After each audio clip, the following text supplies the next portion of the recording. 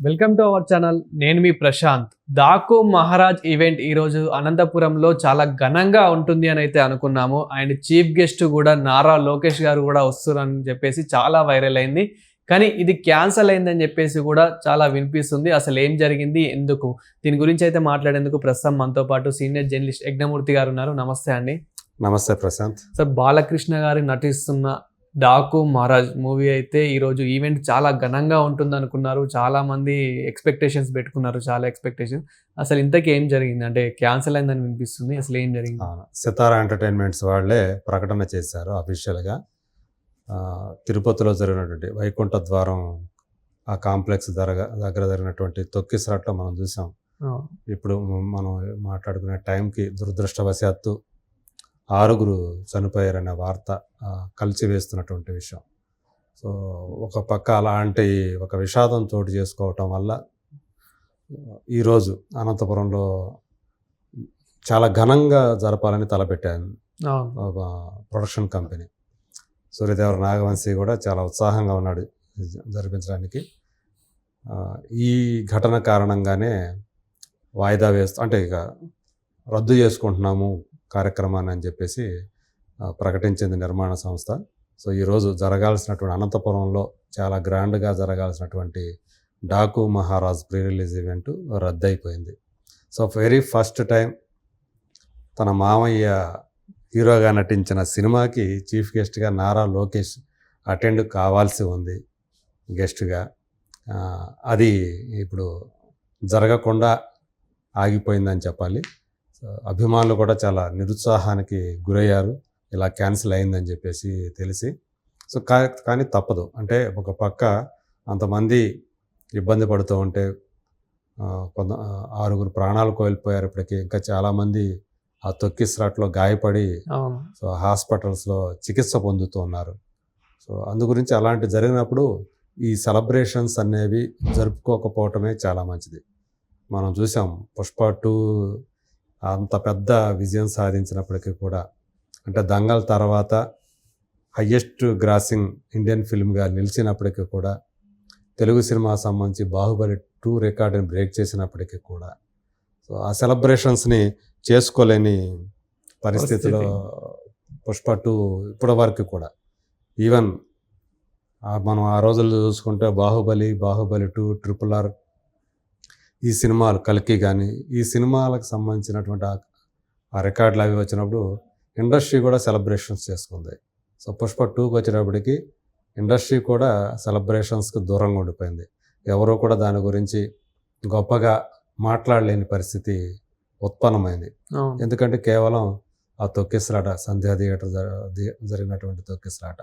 So ఇప్పుడు ఇది మరింత తీవ్రమైనటువంటి ఘటనగా మనం చూస్తూ ఉన్నాం. తిరుపతిలో ఒక శ్రీ వెంకటేశ్వర స్వామి ఆయన సమక్షంలో ఎలాంటి విషాదం చోటు చేసుకోవటం. సో ఎవరు దీనికి బాధ్యులు ఏంటి అనేది ఆ విచారణ జరిపి సో బాధ్యుల మీద చర్యలు తీసుకుంటారని. అంటే ఇలా జరగడం కూడా మొదటిసారి, ఎప్పుడు కూడా ఇలాంటివి జరగలేదు.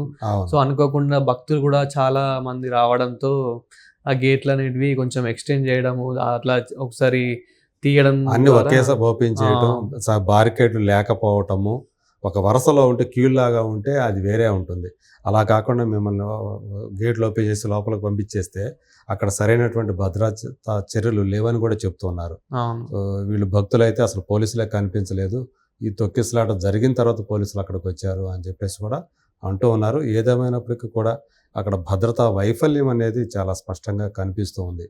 కానీ ఇక్కడ అంటే అలాంటివి జరిగినప్పుడు కూడా ఎవరైనా కానీ, అంటే మీ పరిధిలో కూడా, అంటే మీ ఏదైనా ఈవెంట్లో ఉన్నప్పుడు అలాంటి తొక్కిసలాటలు జరిగినప్పుడు మాత్రం ఈ పీసీఆర్ వల్ల కొందరు బతికే అవకాశం ఉంది సార్. చాలామంది ఇప్పుడు నిన్న కూడా చూసాం, పాపం ట్రై చేశారు కానీ బ్రతకలేకపోయారు. అవును, అంటే ఆ టైం ఇన్ టైం ఒకసారి గుండె ఆగిపోతే పీసీఆర్ చేసినప్పుడు అది కొంచెం చలనం వచ్చే అవకాశం, బతికే అవకాశం ఉంది.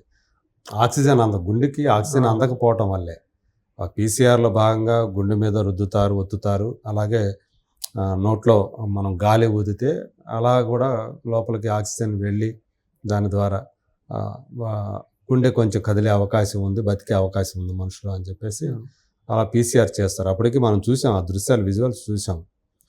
పీసీఆర్ చేస్తున్నటువంటి కొంతమందికి దురదృష్టవశాత్తు అంటే మొదట ఒకరే చనిపోయారు అని వచ్చింది, తర్వాత ఆ మృతుల సంఖ్య క్రమంగా పెరిగి 6గురికి చేరుకోవటం అనేది చాలా అత్యంత బాధాకరమైన విషయం. అది కూడా అక్కడ తిరుమలలో జరగటం అనేది నిజంగా మీరు చెప్పినట్టు ఇదివరకు ఎప్పుడు ఈ స్థాయిలో ఇలాంటి తొక్కిసలాట్లు అనేవి అక్కడ జరిగిన దాఖలాలు మనం చూడలేదు, వార్తల్లో కూడా వినలేదు మనం ఎక్కడ కూడా.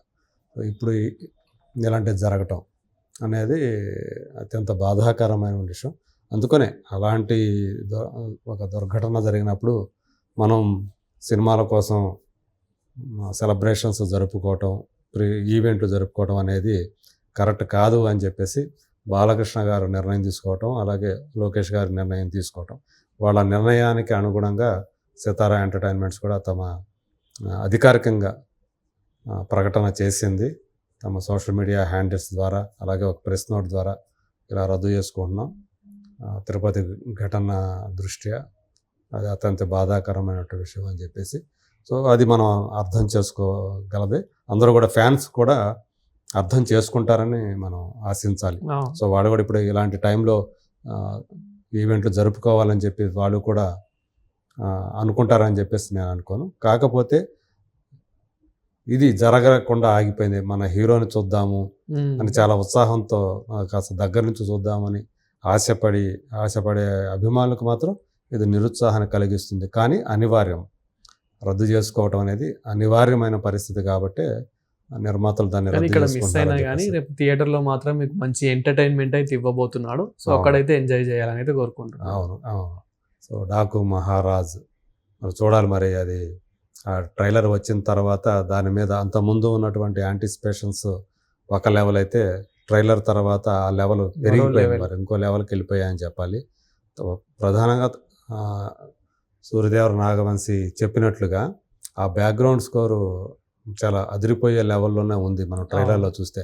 మరి సినిమా అంతా ఈ 2.5 నిమిషాల్లోనే ఎంత ఉందంటే, ఇక 2.5 గంటల పైనే సినిమాలో ఇక ఆ బ్యాక్గ్రౌండ్ స్కోర్ తోటే వచ్చే ఆ ఎమోషనల్ సీన్స్ కానివ్వండి, యాక్షన్ సీన్స్ కానీ ఏ రేంజ్లో ఉంటాయి ఏంటి అనేది ఇక చూడాలి.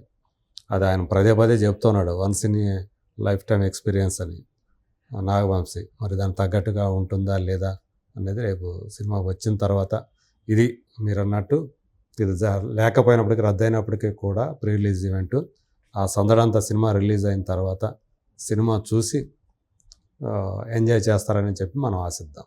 Thank you sir. Thank you.